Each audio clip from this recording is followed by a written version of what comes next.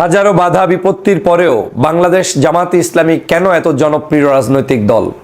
স্বাধীনতার পর থেকে আজ অবধি পর্যন্ত সবচেয়ে সমালোচনা আলোচনা যেই দলটিকে নিয়ে হয়েছে সেই দলটির নাম হচ্ছে বাংলাদেশ জামাতে ইসলামী। তারপরেও কেন এই দেশের ছাত্র সমাজ, যুব সমাজ, শিক্ষক, সুধী, কৃষক, শ্রমিক, জনতা, হিন্দু, মুসলমান, বৌদ্ধ, খ্রিস্টান, আলেম, ওলামা, পীর, মাশায়েখ, বিভিন্ন সোসাইটির মানুষরা আজ এই দলটির দিকেই ঝুঁকছে? এবং কেনই বা এই দলের উপরে আস্থা রাখতে হচ্ছে ঢাকা বিশ্ববিদ্যালয়ের সাধারণ শিক্ষার্থী থেকে শুরু করে বাংলাদেশের বিভিন্ন জনপদের মানুষদেরকে? তাহলে যারা বিভিন্ন প্রপাগান্ডা ছড়াচ্ছে, যারা এই দলটিকে নিয়ে বিভিন্ন বক্তব্য দিচ্ছে, সেই বক্তব্যগুলো কি আদতেই সত্য নয়, নাকি বাংলাদেশ জামাত ইসলামী সকল ধরনের ষড়যন্ত্র মোকাবেলা করে তার সৎ চিন্তা, আদর্শ, কর্মস্পৃহা, জনতার সেবা করে আজ জনতার হৃদয়ে স্থান অর্জন করেছে? আমার কাছে মনে হচ্ছে বাংলাদেশ জামাত ইসলামী কারো কোনো সমালোচনা আলোচনার পিছনে লেগে না থেকে তারা তাদের কর্মপদ্ধতির আলোকে কাজ পরিচালনা করছেন বিধায় আজ জনতার হৃদয়ে স্থান অর্জন করতে পেরেছে। আমরা আওয়ামী লীগের সময়ও দেখেছি জামাত ইসলাম এই দেশের সবচেয়ে বড় শত্রুর দলে নাম হিসাবে লিখিয়েছে। আমরা বিএনপির সময়ও দেখেছি জামাত ইসলাম সবচেয়ে খারাপ একটি রাজনৈতিক দল। আমরা জাতীয় পার্টির সময়ও শুনেছি জামাতের চাইতে খারাপ কোনো দল আর পৃথিবীতে নাই। বাংলাদেশের গত 53 বছরের ইতিহাসে এমন কোনো গভর্নমেন্ট যায়নি যে এই গভর্নমেন্ট টার্গেট করে নাই এই দলটাকে। কিন্তু তারপরেও এই দলে কেন এত জনপ্রিয়তা, কেন এই দলের প্রতি মানুষের ভালোবাসা, কেন এই দলের জনগণ এই দলের একজন সাধারণ নেতাকর্মী মৃত্যুবরণ করলে তার লাশটা লুকিয়ে রাখার পরেও দেখা যাচ্ছে তার গায়েবানা জানাজায় লক্ষ লক্ষ মানুষের উপস্থিতি? এর অন্যতম কারণ হচ্ছে মিথ্যা কখনো সত্যের উপরে প্রতিষ্ঠিত করে রাখা যায় না। বাংলাদেশ জামাত ইসলামীর যে সবচেয়ে ভালো গুণ সেটা হচ্ছে তাদের বিরুদ্ধে যত সমালোচনা হয়, যত আলোচনা হয়, সবকিছু মুড়ে দিয়ে তারা সেই সময়ে সাইলেন্ট মুডে থেকে সম্পূর্ণ তাদের কর্মপন্থার আলোকে কাজ করতে থাকেন, জনতার কাজ করতে থাকেন, মানব সেবা করতে থাকেন, ছাত্র বান্ধব কাজ করতে থাকেন, আলেম ওলামার পক্ষে কাজ করতে থাকেন, ধর্মীয় মূল্যবোধের পক্ষে কাজ করতে থাকেন। একটা সোসাইটিকে ভারসাম্য রাখার জন্য সেই দেশের সমগ্র ধর্মগোষ্ঠীর মানুষদের কল্যাণে তারা অবদান রেখে থাকেন বিধায়ে আজ বাংলাদেশ জামাত ইসলামী এখনো শত হাজার বাধা উপেক্ষা করে প্রতিদিন জনপ্রিয়তার শীর্ষে অবস্থান করছে। আমি নিজে ব্যক্তিগত পর্যায় থেকে একটু গবেষণা করে দেখলাম কেন জামাত এত শত্রুতার পরেও এখনো জনপ্রিয়তার শীর্ষে থাকবে। কেউ তো তার আপন বন্ধু থাকার কথা না, কিন্তু সাধারণ মানুষ কেনই বা তাদেরকে গ্রহণ করছে? আমি গবেষণায় দেখলাম যে সাধারণ মানুষের বুদ্ধি, সাধারণ মানুষের বিবেচনা আমাদের মতো অনেক শিক্ষিত, অনেক উচ্চ মাকামের মানুষদের চিন্তা চেতনার চাইতে অনেক শার্প। তারা বাস্তবতা বুঝে, তারা সত্যকার জিনিসটাকে উপলব্ধি করতে পারে, তারা বাংলাদেশের বর্তমান প্রেক্ষাপটের রাজনৈতিক কর্মকাণ্ডগুলোকে তারা অবজার্ভ করছে।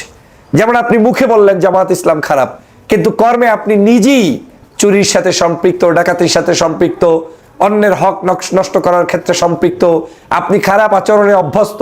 এখন আপনি যতই খারাপ বলেন অন্য একটি পার্টিকে, সেই পার্টিকে সাধারণ জনগণ খারাপ ভাবে নিচ্ছে না।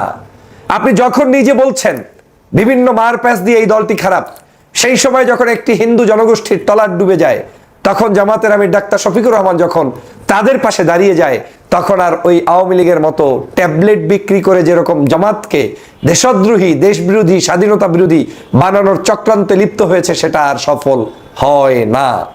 সেই হিন্দু সমাজ বুঝতে সক্ষম যে আজ মানুষের পাশে মানুষ দাঁড়াচ্ছে, আর মানুষ মানে জামাত ইসলাম এবং জামাত ইসলামের আমির ডাক্তার শফিকুর রহমানের উদারতা।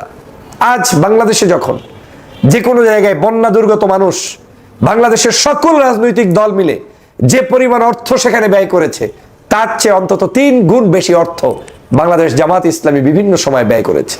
পানির সাথে মিশে গিয়ে, মাটির সাথে মিশে গিয়ে, বাতাসের সাথে মিশে গিয়ে সমাজের প্রত্যেকটি পদে প্রান্তরে তাদের কর্মকাণ্ড বিচরণ করিয়েছে বিধায় আজকে তারা জনপ্রিয়তার শীর্ষে। আমি মাঝে মাঝে ভাবি আল্লামা দেলোয়ার হোসেন সাঈদীর চাইতে জনপ্রিয় একজন আলেম বাংলাদেশে আজ নেই, কিন্তু এই সাঈদী সাহেব তো দল করতেন বাংলাদেশ জামাত ইসলামী। এত হাজার হাজার প্রতিবন্ধকতা, লক্ষ লক্ষ প্রতিবন্ধকতা তৈরি করার পরেও কেন এই মানুষটি আজও বাংলাদেশের জনগণের সবচেয়ে জনপ্রিয়তার শীর্ষে?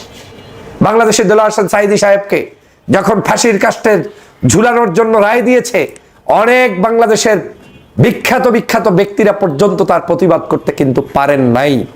কিন্তু তারপরেও এই আল্লামা দেলোয়ার হোসেন সাঈদীর গায়েবানা জানাজায় মানুষ কিন্তু আটকানো সম্ভব হয়নি। লক্ষ লক্ষ মানুষ পঙ্গপালের মতো ছুটে গিয়ে তারপরে তার জানাজায় অংশগ্রহণ করেছে। গোলাম আজমের বিরুদ্ধে জন্মের পর থেকে কত কথা শুনেছি, কিন্তু এই গোলাম আজমের জানাজা বাংলাদেশের শহীদ রাষ্ট্রপতি জিয়াউর রহমানের পরে সর্বোচ্চ সংখ্যক মানুষ উপস্থিত হয়ে যেই জানাজাটি হয়েছে সেটা হচ্ছে অধ্যাপক গোলাম আজম সাহেবের জানাজা। তাকে তো বলা হতো দেশদ্রোহী, তাকে বলা হতো বাংলাদেশের নাগরিকই না, তিনি বাংলাদেশের স্বাধীনতার বিরোধী। তারপরেও কেন মানুষ তার কাছে গিয়ে বসবাস করবে, তার কাছে গিয়ে তার গুণ কীর্তন শুনবেন কিংবা তার গুণ কীর্তন অন্যের কাছে প্রকাশ করবেন? বাংলাদেশের মানুষগুলোকে 2013 সালে ফাঁসির কাস্টে ঝুলিয়ে দেওয়া হয়েছে। সেই আল্লামা দেলোয়ার হোসেন সাঈদী থেকে শুরু করে জামাত ইসলামের 11 জন শীর্ষ নেতাকে জেলের মধ্যে বন্দি রেখে কাউকে ফাঁসিতে, কাউকে ইনজেকশন পুশ করে হত্যা করেছে। কই কারো জনপ্রিয়তার তো বিন্দুমাত্র কোনো জায়গা থেকে জনপ্রিয়তার মাইনাস হয়নি, বরং দিন দিন তাদেরকে নিয়ে মানুষ গবেষণা করছে। মাওলানা মতিউর রহমান নিজামী সাহেব, কাদের মোল্লা সাহেব, মীর কাসেম আলী সাহেব, আলী হাসান মুজাহিদ সাহেব, এটিএম কামরুজ্জামান সাহেব, এরকম করে করে জামাত ইসলামের শীর্ষ নেতৃবৃন্দকে যারা ফাঁসি দিয়েছে, সেই জায়গায় জামাত কিন্তু এখন পর্যন্ত জনপ্রিয়তার শীর্ষে আছে। এবং জামাত ইসলামের যারা ফাঁসি দিয়েছে তারা নিন্দিত হয়ে বাংলাদেশ থেকে বিতাড়িত হয়েছে। আজকের এই কথাগুলো কেন বলছি এজন্য, বাধা আসছে কিন্তু কেন তারা জনপ্রিয়? আমি দেখেছি সততা, নিষ্ঠা, আন্তরিকতা, জনতার প্রতি কমিটমেন্ট, এই কারণেই আজকে তারা জনতার সামনে বুক ফুলিয়ে বুক উঁচিয়ে কথা বলছে। কয়েকদিন আগে দেখেছেন ঢাকা বিশ্ববিদ্যালয়ের মতো জায়গায় হাজারো প্রোপাগান্ডা এসেছে, হাজারো মিথ্যাচার করা হয়েছে, বলা হয়েছে ছাত্র শিবির হচ্ছে দেশদ্রোহী, ছাত্র শিবির হচ্ছে রাজাকার, ছাত্র শিবিরদেরকে বিশ্ববিদ্যালয়ের মেধাবীরা পছন্দ করবে না। হিতে বিপরীত হয়েছে। ছাত্র শিবিরকেই বাংলাদেশের সর্বোচ্চ বিদ্যাপীঠের সাধারণ শিক্ষার্থীরা পছন্দ করেছে। সেই জায়গায় কিন্তু বহু ডানপন্থী ব্লকে নির্বাচন করেছে, কিন্তু তারা ছাত্র শিবিরের ধারে কাছেও আসতে পারে নাই। এর অর্থই প্রমাণ করে মানুষ বাস্তবতা বুঝতে শিখেছে। সমালোচনায় কিচ্ছু যায় আসে না, কিন্তু মানুষ পছন্দ কাকে করবে না সেটা কিন্তু জনগণ ব্যালটের মাধ্যমে দেখিয়ে দিয়েছে। 3 গুণ বেশি ভোট দিয়ে তারপরে শিবিরের প্যানেলকে জয়যুক্ত করেছে। আপনারা সকলেই জানেন যে বামপন্থী নামের বিশ্ববিদ্যালয়, জাহাঙ্গীরনগর বিশ্ববিদ্যালয়, যেখানে নাকি ডানদের কোনো আস্থানাই থাকতে পারবে না, অথচ সেখানে শীর্ষ সকল পদ সহ প্রায় 4-5টা পদ ব্যতীত বাকি সব পদ তারা পেয়েছে। এর কারণ কি? কারণ হচ্ছে তাদের কমিটমেন্ট, ভালোবাসা, ছাত্রবান্ধব কাজ এবং সকল ষড়যন্ত্রের এই সকল কথাগুলোকে কানে না নিয়ে নিজ দর্পে, বীর দর্পে তার সম্মুখে এগিয়ে গিয়েছেন বিধায়ী আজ তারা জনপ্রিয়তার শীর্ষে। আজ বাংলাদেশে বহু আলোচনা হয়, বহু সমালোচনা হয়, কিন্তু তারপরেও বাংলাদেশের গ্রামে গঞ্জে মানুষ যেই দলটির অপেক্ষায়, সেটা হচ্ছে বাংলাদেশ জামাত ইসলামী। বিশেষ করে ডাক্তার শফিকুর রহমান সাহেবের নেতৃত্বকে বাংলাদেশের জনগণ এখন অকুণ্ঠ সমর্থন জানিয়ে যাচ্ছে। আমরা অনেক সময় শুনেছি, জন্মের পর থেকে আমি কোনোদিন জামাতের পক্ষের বয়ান খুব একটা, অনেক যারা বড় বড় জায়গায় লিড দেন, বিশেষ করে ধর্মভিত্তিক অনেক মানুষগুলোর কাছেই খুব একটা শোনার সৌভাগ্য আমার হয়নি। কিন্তু আমি দেখেছি এত বাধা বিপত্তির পরেও কোনোদিনই এই জামাত শিবিরকে দাবিয়ে রাখা কিন্তু বাংলাদেশে সম্ভব হয়নি। এখনো বাংলাদেশের যে কোনো রাজনৈতিক দলের চাইতে সভা সমাবেশ, সেমিনার, সিম্পোজিয়াম, আনুষ্ঠানিকতা, সামাজিক সকল কর্মকাণ্ড আজ বিচার করবেন, দেখবেন জামাত ইসলাম শিবির সুশৃঙ্খল এবং তারা এগিয়ে আছে। স্বাধীনতার যুদ্ধের পর থেকে আজ পর্যন্ত যেই দলটাকে বিভিন্ন ট্যাগিং দেওয়া হয়েছে, তারাই এখন শীর্ষে রয়েছে জনপ্রিয়তার। 5ই আগস্টের শেখ হাসিনা যখন বিতাড়িত হয়েছে, এই 5ই আগস্টের শেখ হাসিনাকে বিতাড়িত করতে যাদের সবচেয়ে বেশি অবদান, তার নাম জামাত শিবির। আপনারা জানেন, শুধু একটি রাজাকার শব্দ ব্যবহার করে শেখ হাসিনার পতন নিশ্চিত হয়েছে। তার মানে কি দাঁড়াচ্ছে এটাই, বাংলাদেশের জনগণ এখন ভালো বুঝতে সক্ষম, সত্য মিথ্যাকে পার্থক্য করতে সক্ষম। আপনি যতই মন্দিরে উঠে কিংবা মসজিদে উঠে কিংবা মাহফিলে উঠে কিংবা রাজপথে নেমে কিংবা যে কোনো মঞ্চে উঠে জামাত শিবিরকে গালিগালাজ করেন না কেন, বাস্তবতা হচ্ছে জনগণ ওই গালিটাকেই পজিটিভলি নিয়ে জামাত নিয়ে গবেষণা করা শুরু করে। আর গবেষণা করতে গেলে দেখে সমাজের মধ্যে দুর্নীতিমুক্ত কোনো দল থাকলে তার নাম জামাত। সমাজের মধ্যে অন্যায় অত্যাচার জুলুম নির্যাতনের বিরুদ্ধে বলিষ্ঠ কণ্ঠ থাকলে তার নাম জামাত। সমাজের মধ্যে ন্যায়সঙ্গতভাবে মানুষের অধিকার প্রতিষ্ঠার জন্য কাজ করতে গেলে তার নাম জামাত। সমাজের মধ্যে ছাত্র শিক্ষার্থী বান্ধব কিছু করতে গেলে তার নাম জামাত। নারীর অধিকার প্রতিষ্ঠা করতে গেলে তার নাম জামাত। বাংলাদেশের হিন্দু মুসলিম বৌদ্ধ খ্রিস্টানকে অধিকারের ভিত্তিতে, ধর্মীয় তাদের নিজস্ব স্বাধীনতার ভিত্তিতে পরিচালিত করার সংগঠনের নাম হচ্ছে জামাত।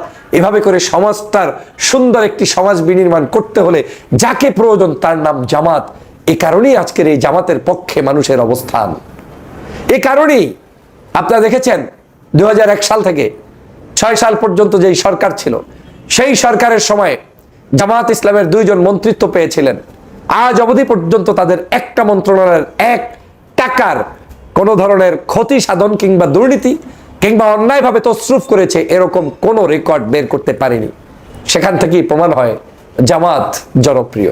জামাতের সবচেয়ে ভালো লাগার জায়গাটা হচ্ছে জামাত অন্যের সমালোচনা কান বন্ধ করে চুপ করে বন্ধ রেখে ওটা কি বলল না বলল সেদিকে খেয়াল না রেখে তারা শুধু সামনের দিকে এগিয়ে যায়। জামাত অন্যের সমালোচনা থেকে শিক্ষা অর্জন করে নিজেরা বীর দর্পে এগিয়ে যায়, কিন্তু যে সমালোচক তার বিরুদ্ধে কোনো কটু কথা তারা বলে না। এটাই তাদের জনপ্রিয়তার সবচেয়ে বড় কারণ। আমি দেখেছি বাংলাদেশের যেই পরিমাণ বিতর্ক হয় জামাত ইসলাম শিবিরকে নিয়ে, সেই পরিমাণ বিতর্কের জবাব দিতে গেলে জামাত সামনেই আগাতে পারতো না, পথ চলতে পারতো না। কিন্তু তাদের সবচেয়ে ভালো দিক হচ্ছে কারো কথাই পাত্তা দেয় না, শুধুমাত্র তারা আল্লাহ সন্তুষ্টির জন্য কাজ করে যাচ্ছে আর বীর দর্পে জনতার কল্যাণে জনবান্ধব কাজ করে যাচ্ছে। এখন জামাতের এত শত্রুতা কেন? তাহলে জামাতের মূল শত্রুতার কারণ হচ্ছে জামাত এখন টার্নিং পয়েন্টে, জামাত এখন ক্ষমতায় আসবে, জামাত এখন আগামীর বাংলাদেশ বিনির্মাণ করবে। জামাত শিবিরের কাছেই মানুষ নিরাপদ। সে কারণেই আজকের জামাত শিবিরকে শত্রু বানানোর জন্য মরিয়া হয়ে উঠেছে। জামাত শিবিরের পক্ষেও যারা ছিল তাদের মধ্যেও কেউ কেউ, জামাত শিবিরের বিপক্ষে যারা আজীবন ছিল তাদের মধ্যেও কেউ কেউ শুধু স্বার্থের কারণে পিছনে লেগেছে। বিশেষ করে তারাই লেগেছে যারা কোনোদিনই জামাতের কল্যাণ চায়নি, জামাতকে কোনোদিন ভালোবাসতে পারেনি। কোনো জমানাই জামাতের পক্ষে তাদের কোনো অবস্থান ছিল না। শুধুমাত্র পরিবেশ পরিস্থিতির কারণে অনেক সময় হয়তো জামাতকে সমালোচনা না করে চুপ করেছিলেন, কিন্তু বাস্তবতা হচ্ছে যারা জামাতের সমালোচক তারা আগেও ছিল, এখন তাদের আছে, কিন্তু জামাতের সমালোচনা কমে কমে কমে কমে জনসমর্থন বৃদ্ধি পাচ্ছে। অতএব ভয় পাওয়ার কিছু নেই। সামনের পথ সূর্য উদয়ের পথ, আগামীর পথ নতুন বাংলাদেশের পথ, এবং সেই সূর্য উদিত হবে জামাত শিবিরের হাত ধরে। আর যার